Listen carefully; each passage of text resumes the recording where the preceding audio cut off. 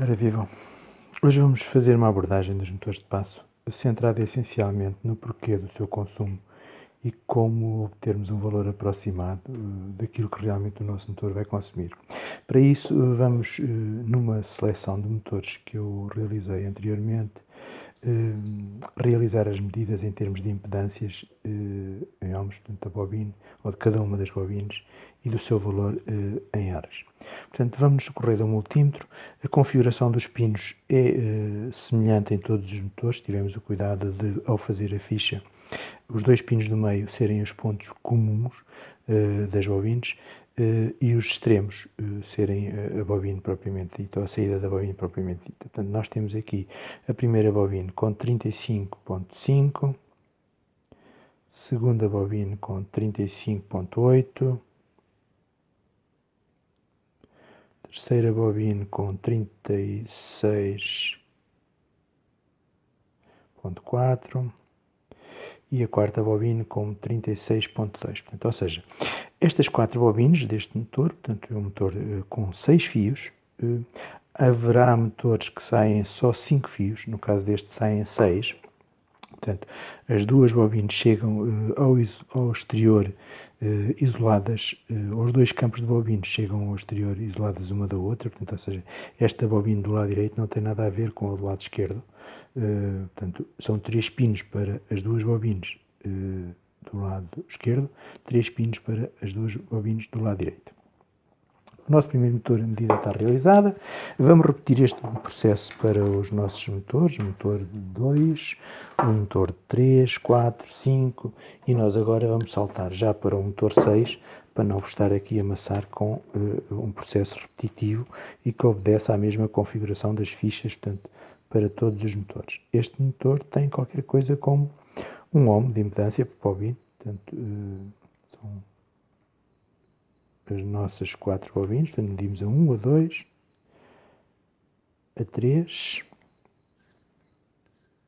1, 1. Portanto, temos a medida realizada, portanto, é evidente que eu já realizei estas medidas anterior no preenchimento da tabela, para não estar a amassar com isto, que é um processo repetitivo e é igual para todos os motores.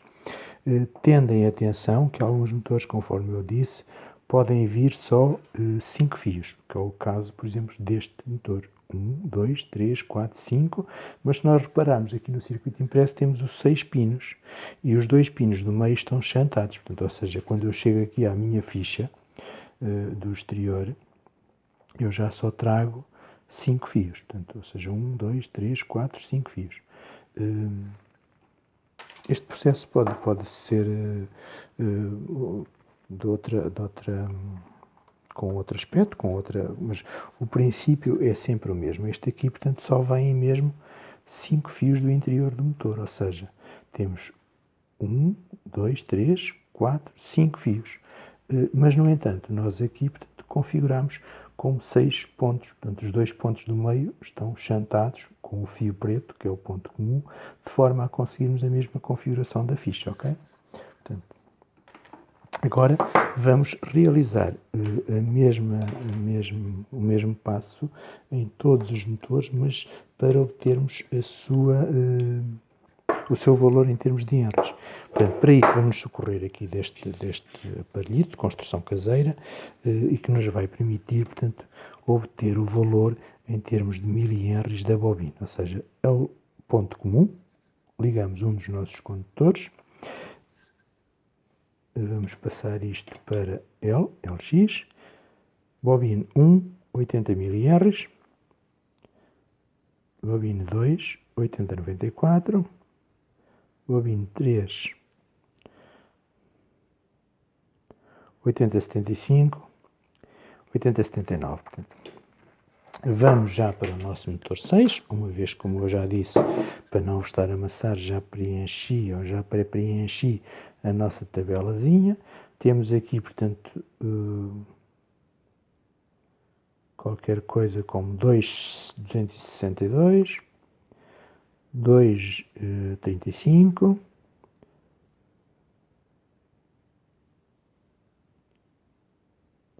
2.163, 276. Ou seja,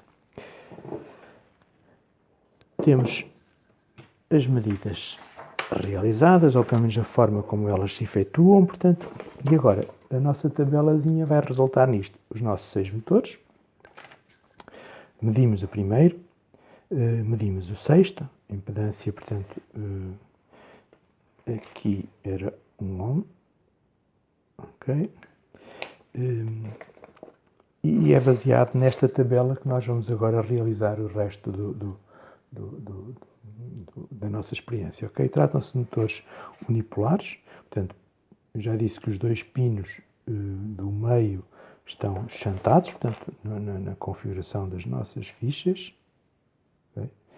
Portanto, acabamos de ter bobina 1, 2, 3 e 4. Bobina 1, 2, 3, 4. Isto é um processo com motores unipolares. Existem motores bipolares e que nós falaremos mais à frente.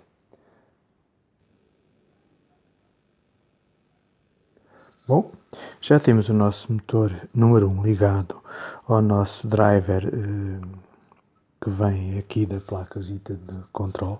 É uma placa muito simples, a única coisa que ela faz é receber um clock, neste caso temos o clock a 100 Hz, ali do gerador de funções, e depois eles passa por cada uma das bobinas, ou seja, portanto, faz uma contagem, portanto, e cada uma das saídas do circuito criado ataca, portanto, a gate de 4 MOSFETs que acoplam, portanto, diretamente à bobina do motor.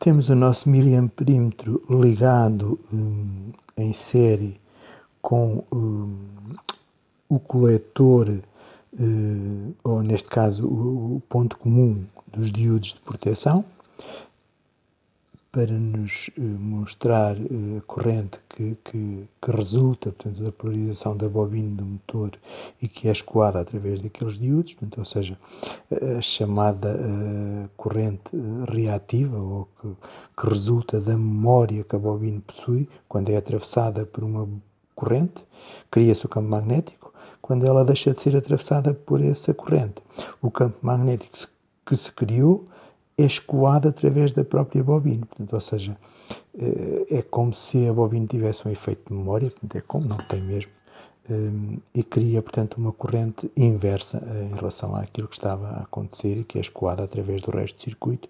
Daí a importância dos diodos estarem em paralelo com a bobina, de forma a escoar essa corrente. Juntamente com este circuito de controle, nós temos um contador. Esta placa não está a ser usada agora precisamente para se poder medir ou aferir a corrente que passa através dos diodos, porque aqui não tinha possibilidade de interligar o multímetro e observar a corrente.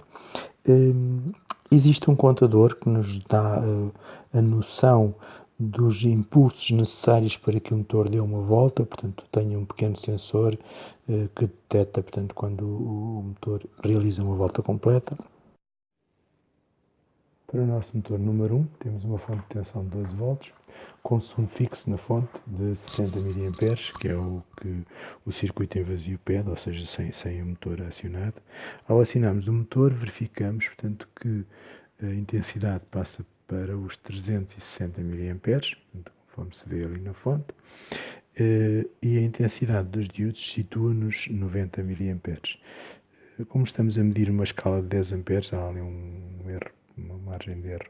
Deveríamos medir na escala mais pequena, mas para ser igual em todas as situações, portanto, mantém-se a mesma escala. Portanto, o motor em si necessita de efetuar 96 pulsos para fazer uma volta, portanto, já tínhamos visto isso, não me falha a memória, portanto, 96, 192, 8, portanto, e assim sucessivamente, ou seja, para ele fazer uma volta, portanto, nós verificamos que ele necessita 96 pulsos, ok? Estamos com o nosso motor número 2, consumo fixo de 70 mA, tensão 12 volts, Ao acionarmos o motor, verificamos que ele vai para a casa dos 1 A 850 mA e correntes de diodo situam-se nos 280 290 mA. Okay? Verificamos também, portanto, para que ele realize uma volta completa, portanto, nós necessitamos de 200 pulsos. 200 pulsos porque isto é um motor de 1.8 graus, ok? 1.8 graus vezes 200 dá 360, portanto, que é 180 mais 180 da meia circunferência, portanto, ou seja, o total 360, sendo de 1.8 vezes 200 dá os 360 graus, ok? Portanto, começamos do zero, 200, uma volta, 400, duas voltas, 600, 3 voltas, 900 e 1000, 5 voltas, ok? Estamos no motor número 3, verificamos um consumo de 70 mA fixo, fonte de alimentação 12 volts. Ao acionarmos o nosso motor, passamos para os valores de 1,40, 1 A 400 mA, e a nível de correntes de diodo temos 550 mA. Portanto, verificamos também que o motor necessita de 48 voltas, portanto, ou 48 pulsos para realizar uma volta completa, ok? Portanto, 48, 96, segunda volta, 94, 192. Ou seja, cada vez que o motor realiza uma volta completa, ele faz 48 pulsos, ok? Portanto, 0, 48, ok? Estamos com o nosso motor número 4, condições iniciais, 70 mA de consumo, 12 volts de fonte de alimentação. Ao acionarmos o motor, passamos a 740 mA e 330, 340 mA de correntes de diodo, ok? Podemos verificar ainda, portanto, para que ele realize uma volta completa, portanto, eu necessito de 48 pulsos, ok? 48, uma volta, portanto, uma volta, 48, segunda volta, 96, terceira, quarta, ok? Vamos para o nosso motor número 5. Neste motor nós não temos fim de curso, portanto ele vai rodar sem parar, temos que ser nós a pará-lo, portanto. As condições iniciais são as mesmas, 60 mA, 70, 12 volts de DC, portanto. Ao ativarmos o nosso motor, passamos para os 390 mA de consumo total, portanto, ou seja, os 60 que já lá estavam, mais o consumo do motor. E temos uma corrente de diodo que se situa na casa dos 110 mA, portanto, ok?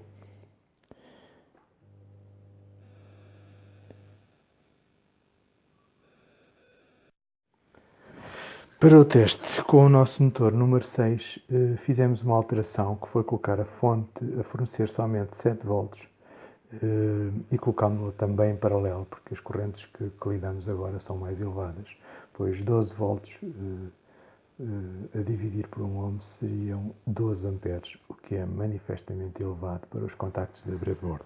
Portanto, ao ligarmos o nosso motor, nós verificamos que a fonte puxa de cada um dos lados da fonte de alimentação 1,56 amperes e a nossa corrente dos diodos situa-se na casa dos 1,380, ou seja, 1 ampere 380 mA, ok?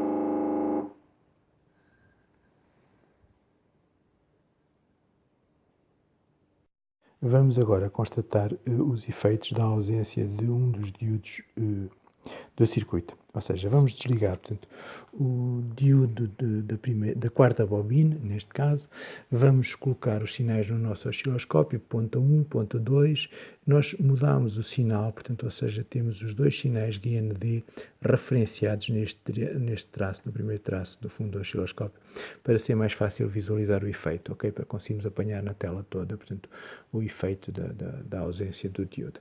Vamos colocar em DC, os dois componentes aparecem na escala, portanto, os 12 volts que estão presentes nas bobinas, porque elas elas têm sinal quando é levada a bobina ao negativo, o ponto comum está ao positivo, dá os mais 12 volts.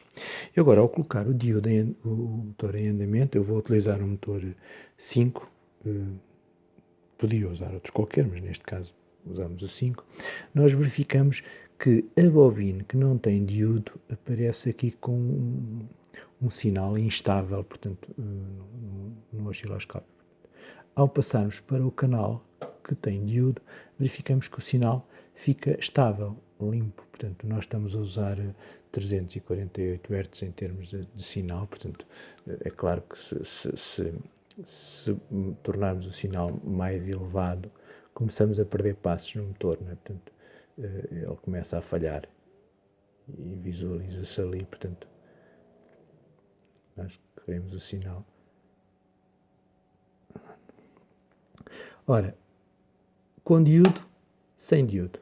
Notamos aqui nas transições um ruído de tensão tremendo, não é? Portanto, comparativamente, podemos dizer que temos o dobro de sinal em termos de ruído, não é? Porque visualizamos até aqui, portanto, ora, se tínhamos 12 volts, 5, nós estamos com a escala de 5 divisão, portanto, 5, 5, 10, 12 é aqui um pouquinho acima do terceiro traço, e nós reparamos que temos a amplitude dobra em termos de ruídos de sinal, não é? Portanto, comparativamente com o nosso sinal limpo, ok?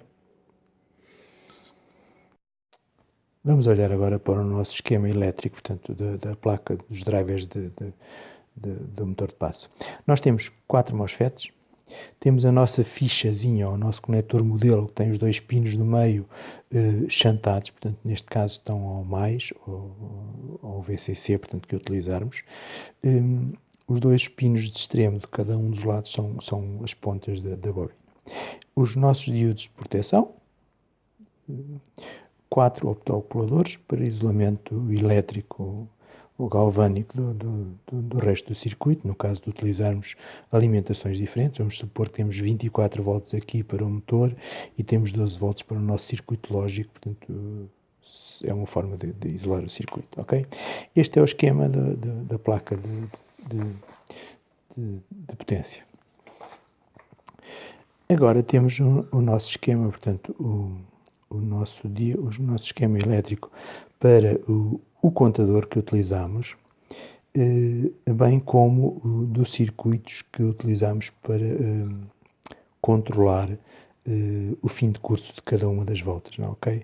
Nós utilizamos 2 JKs, portanto, neste caso só se está a utilizar um naquele modelo, e as portas, portanto, do optocopulador, 2, portanto, no caso de utilizarmos 2, início e fim, neste caso eu só estou a utilizar o de fim.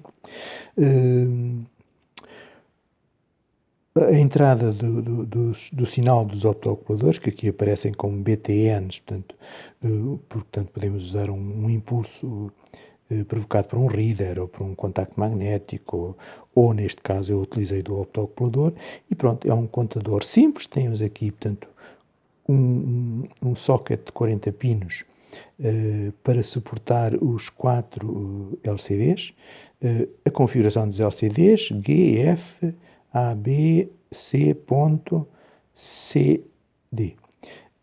É um descodificador de 7 segmentos normalíssimo, portanto não tem nada de especial, ok? E agora vamos olhar para a nossa board, para a nossa placazinha, portanto, que recebe o sinal do gerador de impulsos. Nós temos 2 descodificadores que fazem parte do 4555. Ora, o 4555 não é mais do que um descodificador de 2 para 4. Ele descodifica 2 sinais de entrada para 4 sinais individuais de saída. Portanto, por isso é que nós verificamos lá atrás que utilizamos uma tomada de sinais de saída, portanto, com o sinal direto, com a contagem direta da frequência do do gerador de funções e outro é dividir por 4, ou seja, este aqui é direto, este é dividir por 4. Porquê? Porque ela está, portanto, a entrada deste decoder de 2 para 4 está ligado ao grupo CD do nosso contador 40193. Como consequência, portanto, nós vamos ter aqui, portanto, a repetição dos sinais por blocos, ou seja, portanto, daqui nós assistimos a uma repetição, aqui temos nova repetição e nova repetição. Ou seja, os sinais que vêm do gerador de funções, que saem nestes pinos, que é o B e o A, correspondem à cadência do gerador de funções. Quando nós olhamos para este lado aqui, portanto, as coisas mudam de figura porque este contador muda uma vez, enquanto que este já mudou 4. Uma vez, este já mudou 4.